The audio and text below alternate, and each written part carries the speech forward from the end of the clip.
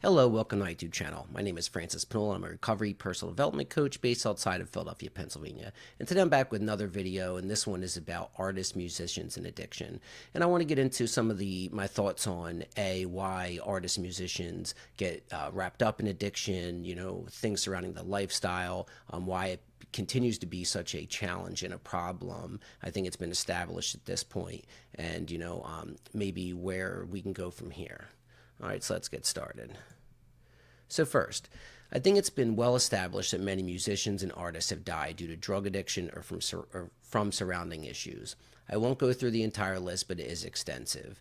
It has been happening for decades, if not centuries, but in recent history, a few names that come to mind are Amy Winehouse, Mac Miller, Prince, Tom Petty, Juice WRLD, and Taylor Hawkins, but there are many others. And even just in making this list of names, like there were so many different people I could include, and I was thinking of people farther back and just how prevalent this problem has been over time. And now it just seems to be, more and more often that we're hearing names in the news who are no longer here from either like an overdose in the drug itself, or maybe later on life, the toll the drugs have taken, or from other issues surrounding things like drug addiction and that kind of lifestyle to begin with. So I've worked with clients who are musicians, artists, or just involved heavily with a particular subculture surrounding entertainment. Oftentimes they view drugs and partying as simply part of the lifestyle, and sometimes they feel it helps their creativity or performance in some way. Like I've had literal clients who said, that's kind of just part of a punk lifestyle is drinking, using drugs, these different things. And like while clearly it was just having negative after negative consequence, they were so stuck on this is how I do this is how I live my life, the only way I have to go about this, that they were really struggling to get past it, but yet coming back into treatment, for the same thing. Like you can't be punk and not drink or do drugs. Like to me, punk is kind of I determine what it is I'm going to do. It's like ultimate free spiritedness, that nobody's the judge of me but me. But so if I decide that I'm not going to drink, I decide I'm not going to do drugs, I'm going to do what I want. To me, that's the essence of real punk. Not conforming to what everybody else is doing. Where everybody else is drinking, so I better. Like to me, that's like the opposite of punk. But anyway, that's just my perceptions. But either way, it's what's working out for you. And understand this, and I used to have a very hedonistic rock and roll or Hunter S. Thompson style view of the world and existence at one point in my life. But I've seen how it plays out far more often than not. I also understand the different factors that come into play from the beginning to the end, starting with what kind of people become artists, musicians in the first place, and ending with how do you maintain addiction while traveling. And that Hunter S. Thompson style view of the world, he had said basically that life is meant to be lived like fast and hard, not to preserve yourself for your casket. And I used to think like that. And I'll tell you what, it's easy, I think, when you're young to think like that, especially in your 20s, that you're just trying to grasp everything you can in life. But ultimately, as you start, if you make it long enough, you start to realize, let me try and keep this thing going, because if I just, burn it all out real quick, I'm really not going to get to enjoy that much of it. Whereas if I can make it sustainable and not constantly be risking death around every next corner and things like that, or just everything blowing up in my face financially, what have you, I can continue to enjoy life. And if hedonism is about enjoying life, like I want to be able to enjoy life more and keep it sustainable versus just these real quick things you're going after that maybe wind up like this phenomenal flash in a pan, or this roaring fire, but also maybe they fizzle out really quick. Maybe it's like a bottle rocket. So instead, how do I make things that are solid and sustainable instead of focusing so much on what is rock and roll, or different things in your life. So let's see. Now, I want to get into, like I talked about, the type of people that get into entertaining, being a musician, artist, and stuff in the first place. So to work or entertain, people have made a living off of performing for ages, but in the early 1900s in the United States, people would perform in the tobacco or cotton houses to earn tips from farmers. They provided entertainment and made things more enjoyable. People like Muddy Waters talked about this. I feel most entertainers are people who never enjoyed the thought of a 9-to-5 job and a quiet, normal life. And listen to some of the early blues musicians in America, and they were saying like, while everyone was working hard, I'm not what I'm trying to do. How can I earn a living a different way? And sometimes that might be picking up an instrument. So literally at different harvest times, whether it's cotton, tobacco, you'd have all the different farmers and stuff come to, I guess measure out, weigh their crops, get paid, these different things. So people would set up a pallet and you'd literally sleep on it, and play whenever you're awake for people's tips. So everybody else, they've earned their money farming and stuff, you're earning your money playing it through tips. People also used to travel on the holidays, bringing a guitar and stuff with them, getting paid to perform Christmas songs, regular songs, later on in the night, performing all kinds of different stuff and literally just travel around. And now it's turned into where people are selling out stadiums, but this is where it comes from. And to me, like, the kind of people that don't want to work a 9 to 5, whether it is you're doing different gig stuff, it's kind of because I think you want to make your own rules, be kind of your own boss. You don't really like conforming or doing everybody else is doing, or, that just doesn't seem fun to you. So I'm going to try and make it a different way. Those to me usually tend to be more colorful, eccentric kind of people, whatever it is you're trying to do, whether it's being like a yoga teacher or being a musician or being an artist or like trying to find these alternative ways to go about living in society, if that makes sense. So I believe that people have decided they want to enjoy life in their own way and be free spirited and make their own path. They're ultimately seeking a life of pleasure. They want to enjoy their life. They want to experience the things they want to experience, and they're going to figure out a way to make it happen and make their own path. They're ultimately seeking a life of pleasure. I get it and I don't knock it. But there are ways to enjoy life and make it sustainable so you can keep on enjoying it. At the same time, many artists, musicians feel things very deeply and have an innate desire to get it out in some way through their writing, performing, etc. So a lot of times people that are either writing poetry, music, art, they're really trying to express something inside themselves, whether it's that the things that they're experiencing in the world are just, they're so intense or they need some kind of creative outlet, or maybe things in the past that they're trying to kind of work through. But for many people, their art is therapeutic. It's helpful for them to process and integrate and work through different things, and it's a necessary outlet. So these are kind of passionate people, deep feelers who kind of want to do their own thing, and are putting it out there for the world as well, which it's its own challenge. So you have a group of passionate people feel very strongly, want to experience and enjoy life in their own way, and are also putting themselves out there to the world in hopes that their art will be appreciated. And then comes the industry. And when I think about artists and also people that are, if they're sensitive to begin with, right? Now you're creating a project or product that's, meant to be enjoyed by people. Maybe it's not received well. And especially if you're already kind of sensitive and then you're experiencing negative feedback, that can kind of cycle into the drugs or alcohol, or vice versa. Suppose, you made this project while under drugs and alcohol. Now, you're really successful, or it's hitting. And next thing you decide you're going to go in recovery, you want to eliminate drugs and alcohol. And you think that's what helped me achieve my success. Or suppose you're a student who's been getting good grades and you've been using Adderall, and you're like, the Adderall has been what's helping me, and without that, I'm going to fail. Okay, just to use another example outside of art and music, but that you're thinking this thing is actually what's helping me at this point now, if you find success. So then comes the industry. I firmly believe that whatever issues you have coming in will only be amplified by money. Because I say adults are kids with resources, because a lot of times, especially if you haven't developed different self-control and different mechanisms in your life, you're going to use your resources suddenly as an adult in the worst possible ways. When people suddenly get money, all of a sudden the things that they're buying, right?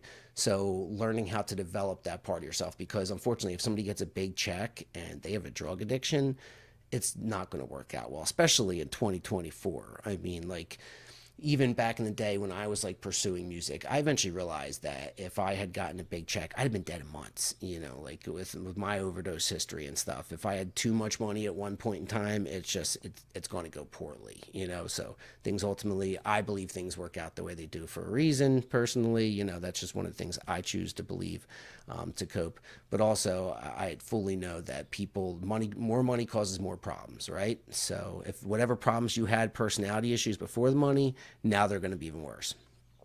Suppose it's gambling, anything, women, jewelry, whatever it is that people are like, they want the new things, electronics. I've watched people spend fortunes on just constant new electronics, right?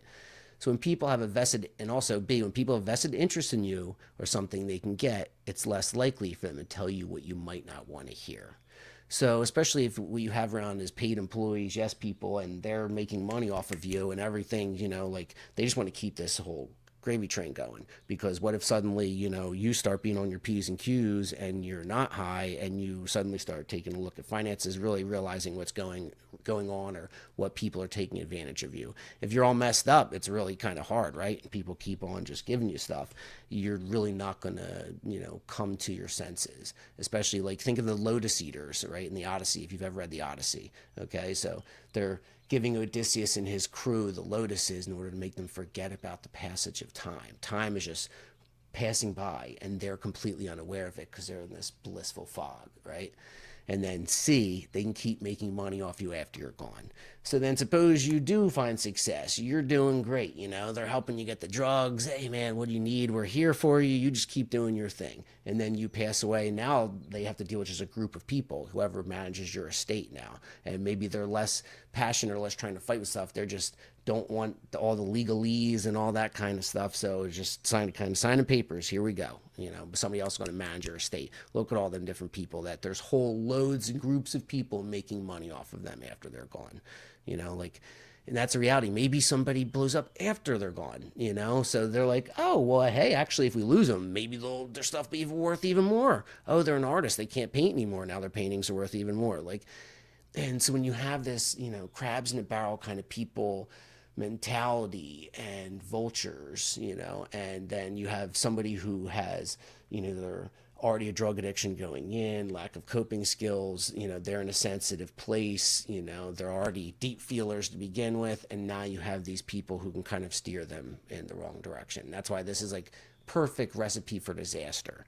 When you have this mix of things, I think that's why this goes the way it does so often, is all these different factors. So suppose you have somebody without a drug addiction who then experiences negative things and turns to drugs to cope, like some child stars, or we're hearing with Puff Daddy or something. Suppose, okay, you have this idea, I'm going to make it, right? So then you finally make it and you find out it's not what it was really about. And actually, these people want more from you than you even thought they did. It's not even just about my talent. Now I'm in with these weird people and stuff, okay? But they're telling me, oh, they can get you Grammys and these different things, right? So then they kind of sell themselves out, and now you got to cope. And now you got this whole big check, but I don't feel comfortable with all things I did, so now how do I cope? Well, let me just throw back drugs and alcohol so I can forget about that. And that's usually when we have guilt and shame and things that we're dealing with, that we can kind of suppress that as much as possible. Then you have the people around you keeping you, like feeling like that, right? So the whole thing is just this.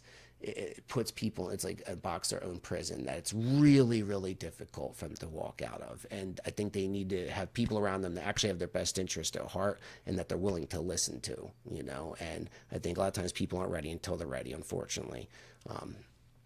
So let's say, or suddenly they're surrounded by people partying and offered substances and given to peer pressure. Perhaps they don't want to be perceived as uncool. So now I suppose, and I've been at backstage different concerts, things that are like, drugs are just around, okay? So then also there's people that they want to ingratiate themselves with the person. So look, I got drugs, okay? So they want to be friends with the artist, musician. So look, I'm the person supplying free drugs until all of a sudden I'm charging for these drugs as well, But now you have this whole group of people that partying's the culture, right? So this is what we do after the show, people drink, they party, woohoo, it's Friday, Saturday night, but when you're doing that all the time, like it's kind of like spinning a roulette wheel, and sometimes it's going to hit on that number, and that to me is like overdose or things going poorly. I've been to enough parties and different stuff where things go poorly, and eventually there's paramedics or cops there. Okay, things are really cool until they're not.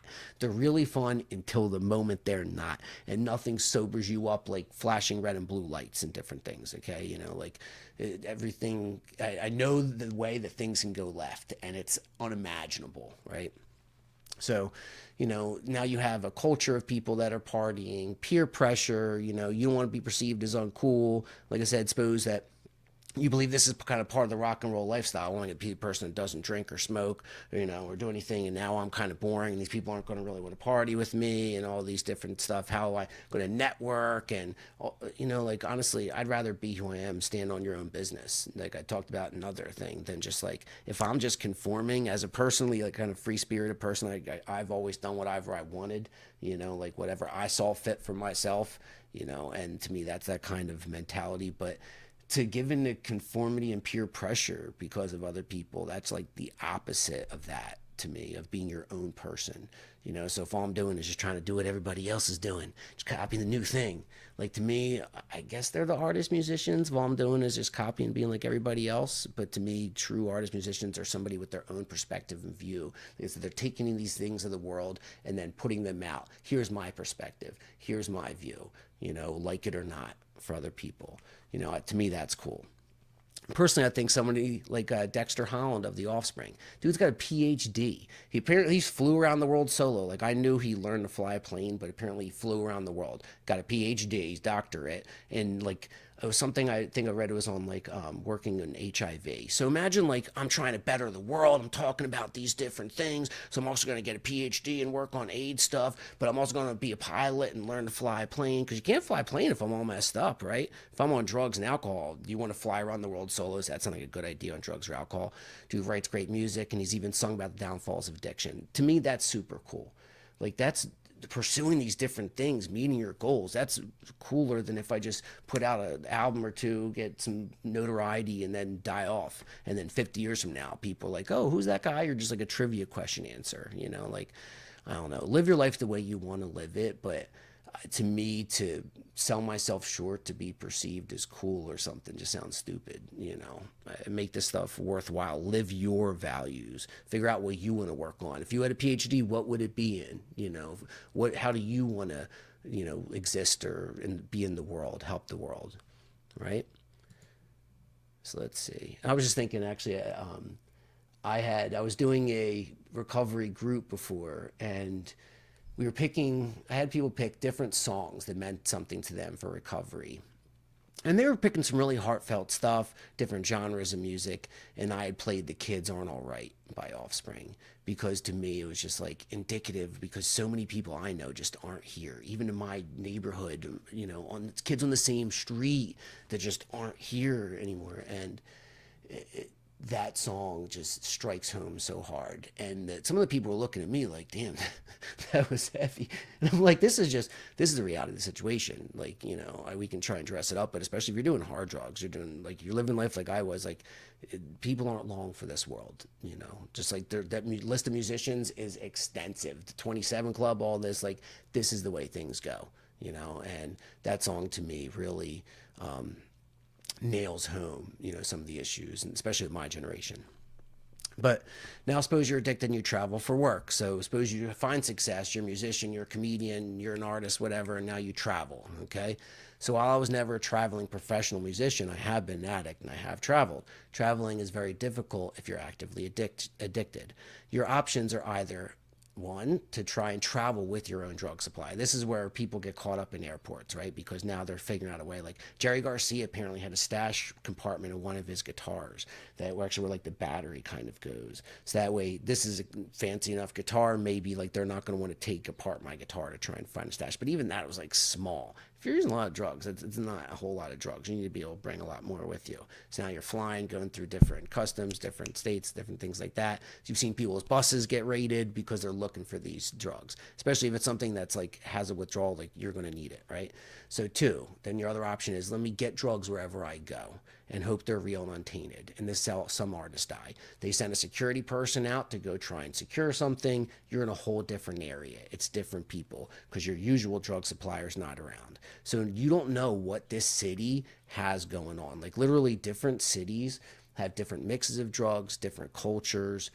Like things are different. Like originally, just like I'll give you an example, powder heroin was on the East Coast United States before it was in the West Coast and South. They had like black tar out in West Coast, California, Texas area and stuff like that. Powdered heroin was at New York, New Jersey, Philadelphia kind of thing. But it was a lot easier to just mix different crap in there, right? But suppose you're a person that's used to black tar and all of a sudden you got this powder. And they made the powder so that way it's easier to get people to inject it. Because people aren't going to want to inject black tar for the first time if you've never done heroin before and you can't really snort the black tar, right? But if they make it a powder, people have snorted cocaine, now I can get you to snort the powder. Now once you're snorting powder heroin, now your next step's injection and it's easy to mix up, right? So they've like already set this up it's marketing, like people figure this stuff out. Like they're very, very good at what they do and understand this, right? That then the average drug user is kind of falling into stuff, but these people, it's like the casino. They understand how that stuff works. Okay, you're just in there playing, but you really got no clue what it's hitting for. But like, so suppose you come across a new version, all of a sudden fentanyl is easier to mix in, this different stuff. You got benzo dope in other places. You got trank dope in Philly, so that's going to rot your flesh off your body with the xylazine. So like different parts of the country, whether, Northwest, South, East, I've lived in Texas for several years, different stuff, like it's a whole different drug culture. They have different words for it. It's different stuff people use. Like it's different everywhere you go. So now you're trying to travel around and interact with these different drug cultures. Okay, and maybe you have connections there, maybe you don't. I've literally had to move places and make connections. You don't know what you're dealing with. Okay. 3, you go without, which may mean withdrawal. You're going to travel and be sick. Like, what are you doing? Because you can't actually do anything then. Because you're either going to crap your pants, you're going to be sweating, you're going to be vomiting. So, like, if it's you're traveling because you're supposed to be working, good luck. Okay, so you're not going to be working very much. You're actually trying to travel for a vacation. Like, you're not going to enjoy yourself. You're going to be literally, I've gone places, not had enough drugs, got sick. Then you're just like waiting to try and get back, or you're trying to get drugs where you're at.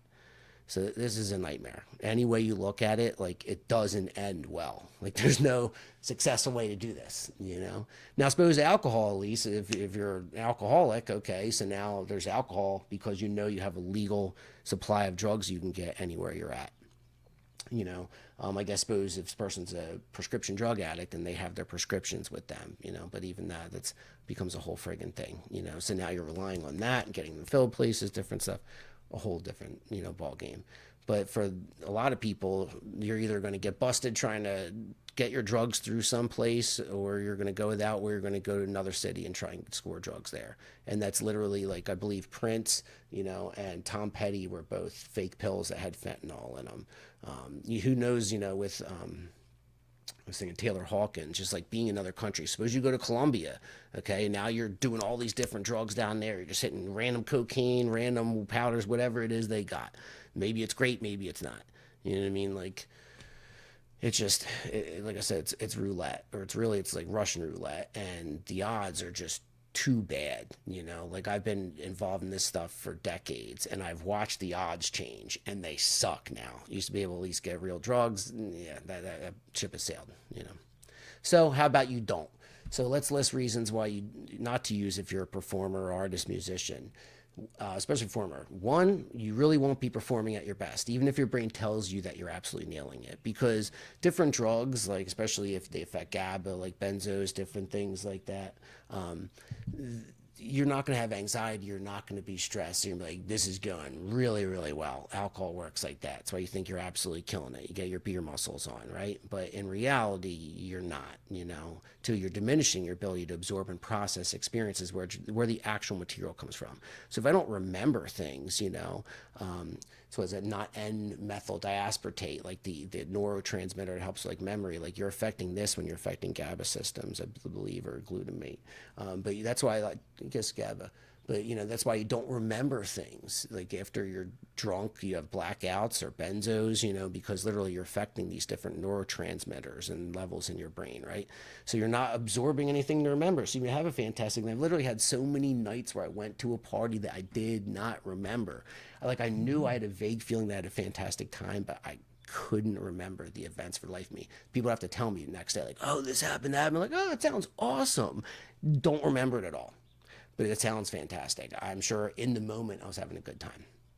So imagine if you had a huge moment in your life about to happen. Do you truly think you'd be at your best if you're high? If you do, you're either fooling yourself or have unmanaged anxiety. So suppose you think it's like a test, or, some big exam, a big audition, different things. You think you're going to be at your best if I use drugs. Now, sometimes you're like, well, I'm nervous, so if I cut down the nervousness, then I'll actually perform best. That's the unmanaged anxiety. That once you can get over that performance anxiety, learn how to manage it without it, maybe actually we can get to a higher level where we haven't diminished our capacities with the substances and we've worked on our anxiety so we can breathe through it and move through it in the moment, without fear and trepidation. And four, you need to live in order to keep doing it. Like if you want to keep trying to do these things and keep living life and enjoying it, you got to live. Otherwise, if it all burns out, what's not the purpose.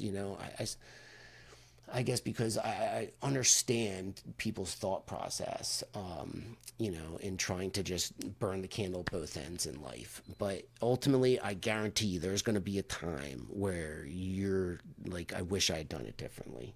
It's inevitable. Like I said, it's easy as a young person to think that way, that, I'm just going to get everything. I'm just going to live real fast and hard, die young, and till that day starts coming closer and closer. And you're like, oh, actually, wait, hold up, hold up, hold up.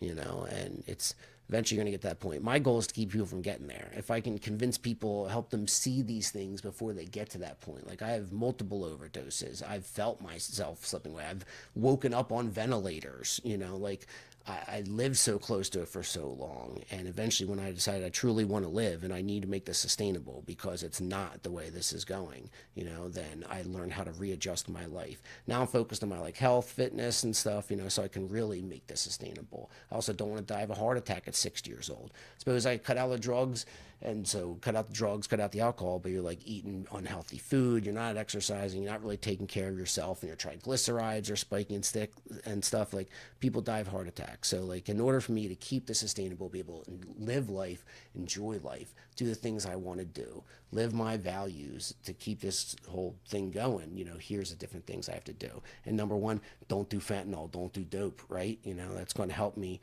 survive, drive more careful on the highway, wear my seatbelt, eat less horrible foods, like what are different things I can do to make this sustainable, keep this thing going. Especially if, imagine like you are an artist, musician, you're successful, and then you've literally achieved it. Imagine somebody gets in like their sports, NBA or something, right? They finally make it, and then you do dumb stuff that's jeopardizing the whole thing. Like to me, that just boggles my mind. Like you worked all this time to make it, and now for what? And that's why like these people need help, and unfortunately a lot of times there's too many people around them that aren't giving them the help they need, but that's why I'm making kind of videos like this. Hope that people eventually that either going to find success themselves, already successful, come across these different things to see like it's not what you're looking for, like this is not where you're going to find your actual joy and fulfillment in life. It's going to be on the stage, the feeling from the crowd, different things like that, performing, putting yourself out there, expressing yourself. That's where you're going to find it. It's not going to be in the substance. It's not going to be from the hangers on at the party. Like that's not it. And if you do, you're going to find yourself unfulfilled at the end of the night. But lastly, let's see. Oh, yeah, I had one more slide. I was going to say that I was going to thank at the end, but I'd rather hone my skills, work on my mindfulness, and be able to execute in the moment under stress. How to overcome a technical issue on stage and recover. How to practice effectively. How to express myself through my craft. To me, that sounds like the lifestyle of an artist. It's a dedication to craft that's meant to provide enjoyment to others and add more color to their lives. To me, art helps provide perspective in the times we live in. Don't rob the world of that. Because if there was no art, there was no music, like the events we just have, like it's like the news, like this happened today, but somebody then writes a song about the thing that happened. Let's use American Pie by Don McLean, the day the music died. It's unfortunate these people died in a plane crash, and this guy writes this whole song about it. But you even take an event, you can take something and make it meaningful. So to me, like art, it depicts the period that we're in. You can look at clothing, different things, and tell what time period it was, right? So I mean, look at like something like Norman Rockwell. Like what time period? What does that evoke? What are these different Caravaggio? What are these different artists? What are they evoking? What time period? Right? The perspective or things that they're adding. And so the modern artists, the modern musicians, they're putting this perspective. They're putting the color to the modern world. So what's going on in 2024? How can you put that out there? How can you show your view of the world to other people for them to enjoy? And just add more color to their lives. But lastly, and last but not least, thank you. As always, have a great day. And for private personal coaching, I almost forget to market myself in every video. For private one-on-one coaching, you can reach out to me through my website, premiumpersonaldevelopment.com, or email me, and I'll link it down below. All right, thank you. Have a great day. Bye.